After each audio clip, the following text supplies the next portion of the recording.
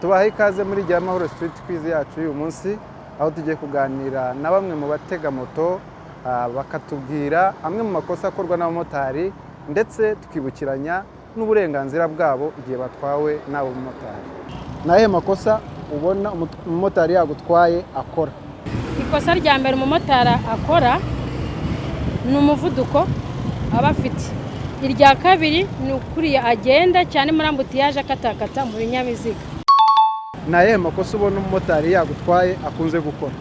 Hari ukwirukanka cyane, akaba no kuba yafata telefoni akayivugiraho, kuko iyo yavugiye kuri telefone usanga umutima uri kuba bari kuvugana ntarebe ubuzima bw'uwo watwaye.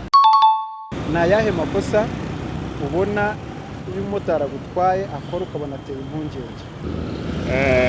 Cyambere ni ukutubahiriza cyane 100% zebra crossing. Ikindi kutubahiriza kugenda depansa ntiyubahiriza umukono we arimo n'umuvuduko ukabije. Barakoze abagenzi twaganiriye ku bitekerezo batanze.